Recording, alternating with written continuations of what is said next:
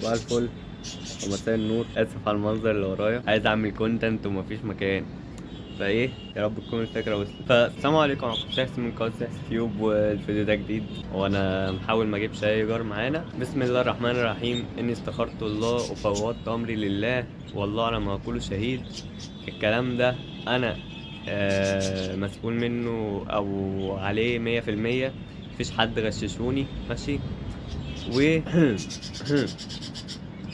الارتباط حرام. فيديو في وقت قاتل، يمكن تعتبر دي إشارة الارتباط حرام. شكرا. عايز تقفل الفيديو لحد كده؟ تمام، اتفضل. ده في حالة لو انت مرتبط، عشان غالبا مش هتعمل بالكلام اللي انا هقوله لك ده. انا ما قلتش مش هتقتنع، ممكن تقتنع بس مش هتعمل بالكلام ده. فلو حابب تكمل الفيديو وتشوف وجهة نظري في الموضوع ده من ناحية واحد مجرب. لو مش حابب تجرب خلاص يا عم، وفر الكام دقيقة دول، روح وشوف عاملة ايه دلوقتي ومين هون عليها الوقت. ما تاخدش كلامي ده بنية وحشة خالص، انا مش قاصد، بس بجد والله انا اقول لك كلام ممكن ينفعك. فاول حاجة خالص محتاجين نعرفها، ليه الارتباط حلو ده من الاول كده، ماشي. ممكن يكون بسبب الاهتمام اللي بتلاقيه، ان حد كل يوم وكل ساعة يكون بيسأل عليك ومستنيك تحكي له اللي بيحصل معاك في يومك او في الساعة دي، بعد ما كنت انت عيل سنجل كئيب محدش بيسأل عليك ومحدش يعرف اصلا انك عايش غير اهلك، ابوك وامك واخواتك. ممكن. وممكن برضه عشان بيتقال لك يا كتكوتي ويا كوتي بعد ما كان اسمك اشرف كوخة اصلا. ممكن. مع احترامي لكل واحد اسمه اشرف، انت اشرف عادي، انا مش قصدي حاجة، بس في واحد اسمه اشرف كوخة ده اللي انا بتكلم عليه. مع العلم برضو اني معرفش حد بالاسم ده، ماشي. خلينا نكمل موضوعنا وفكك من اشرف كوخة واشرف والخناقة دي كلها، اوكي؟ يا الله، الكلام خلص ومحتاج افتكر، ماشي. ايه الكلام بقى المهم اللي انا عايز اقوله لك حضرتك وحضرتك؟ يا جماعة الارتباط حرام.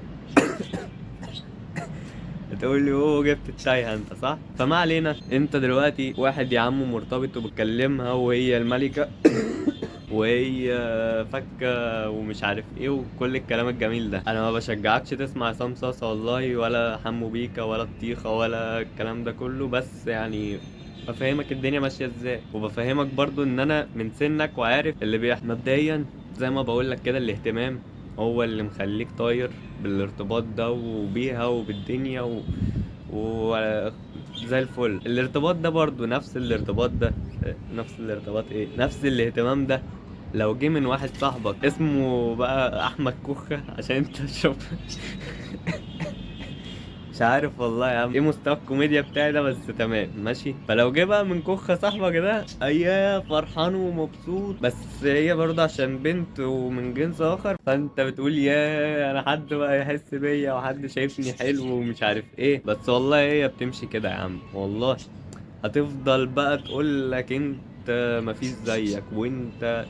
انا بتكلم على الموضوع ده، ابقى انزل لك الريل بعد على طول طق يعني طق. والله يا اسطى اقسم بالله يا عم، اتقال لي انت مفيش زيك وانت راجل محترم وانت انا مش عارف الاقي زيك فين، وانت جدع، انت غير الناس كلها، وانت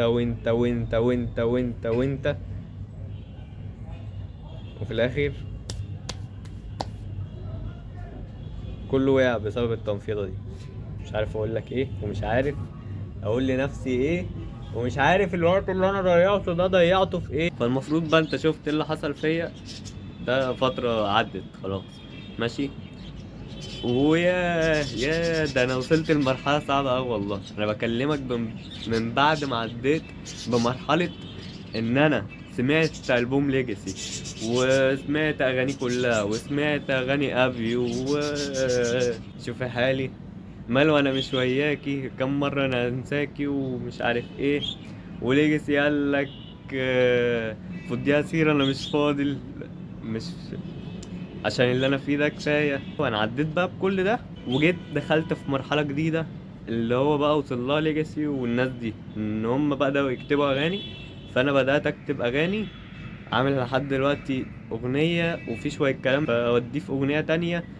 هعمل البوم، ماشي. البوم ده يغطي على الاغاني اللي نازله، وهتلاقي اسمي كده ترند مع عصام صاصا، ماشي.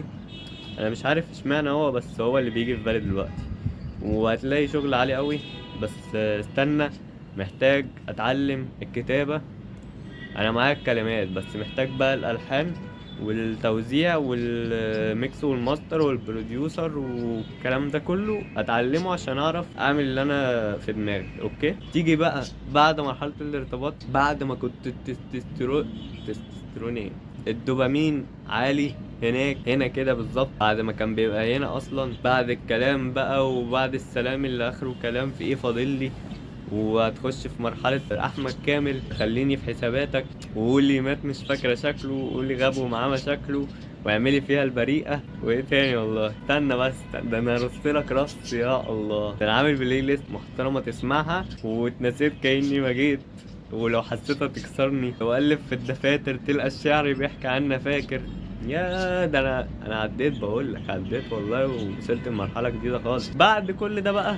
يعني وصلت خلاص المرحلة دي، والدوبامين بعد ما كان بيوصل لهنا بقى كده وكده كمان، يعني بالسالب، عشان خلاص الكلام اتقطع ومش عارف ايه. ده الكلام ده بعد الارتباط. يعني هتلاقي ان الحياة بقت عادي، وانت بس منطفي انك تكلم حد تاني عشان ما يحصلش نفس اللي حصل. هتبقى مكسل، يا انا لسه هخش اقول كان بيجيلي الفيديوهات دي، يا رجعت تاني لمرحلة لونك المفضل وبرجك المفضل وعندك كام اخوات، وخلي وفر بقى الطاقة دي كده. انا مش عارف الناس اللي بيرتبطوا بتسعة دول بيعملوا ايه. يعني ايه يعني واحد مرتبط بتسعة كل واحدة يقول لها نفس الكلام، وكل واحدة معرفش ترد عليه نفس الرد ولا رد مختلف؟ الواحد معاه واحدة لما الكلام بيتقطع بيقفل من الدنيا خلاص. ما علينا، مش هتلاقي حد يقولك الكلام ده والله، اقسم بالله ما هتلاقي حد يقولك انت حصل كذا وكذا وكذا وهيعمل كذا وكذا وكذا.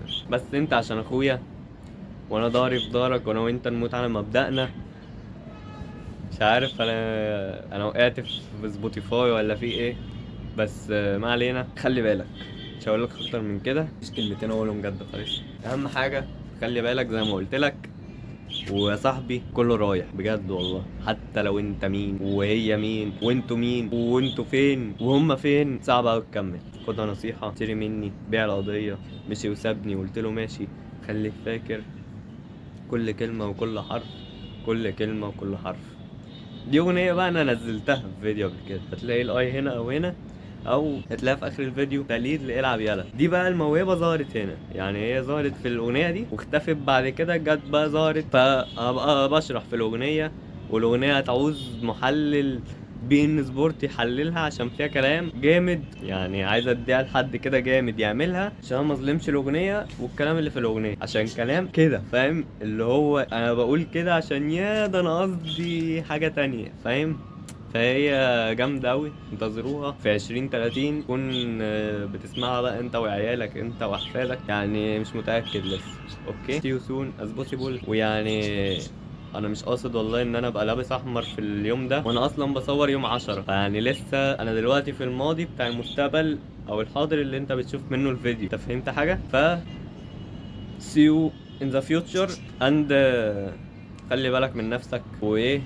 يعني انا قلت لك ماليش دعوه بقى. اوكي، خلصانه. بيس يا مان، جود لك. اوكي، انت المفروض تبقى يعني تتأقلم على الوضع ده، ماشي، لحد ما الاقي استوديو، او ابني لي هنا حته اوضه استوديو كده، اي حاجه. انا مش لاقي مكان اصور فيه بجد.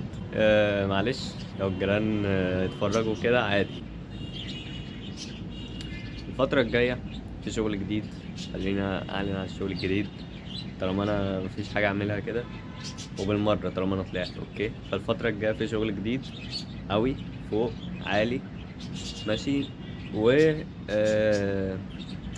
هقول لكم بقى، او انتوا المفروض هتفهموا منه انا ليه ما مش فاضي اصور، وليه مش عارف اصور، وما تعملوش زيي. يعني النهارده المفروض ان عليا معهد، والمفروض ان عليا كورسات، والمفروض اصلا ان انا اسيب كل ده واروح بطولة اتفرج على الناس.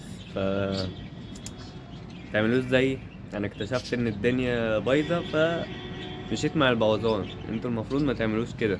اوكي، عشان ده اكبر غلط ممكن تعمله، ان انت تلاقي الدنيا بايظه فتبوظ معاها، عشان الدنيا ممكن اوب تاخد يوتيرن وترجع وانت تبقى مكمل بقوة العزم بتاعتك، مش هتعرف ترجع. اوكي، يلا جود باي، واشوفكم قريب قوي. انتظروا الفيديو الجاي، هيبقى عن انتظروا الفيديو الجاي انتظروا الفيديو الجاي هيبقى عن يومي من اول ما اصحى لحد ما اروح الشغل. فيديو خفيف كده وسريع بس ماشي. عايزين حاجة؟ يلا سلام جود باي. انا مش عارف يعني، المفروض الفيديو ده ينزل الساعة 8 المغرب بعد العشاء، وبقول لكم صباح الخير. صباح الفل. ايه الضحك ده؟ خلاص يا اسطى، خلاص يا اسطى، هقفل الفيديو. سلام يا جماعة، سلام.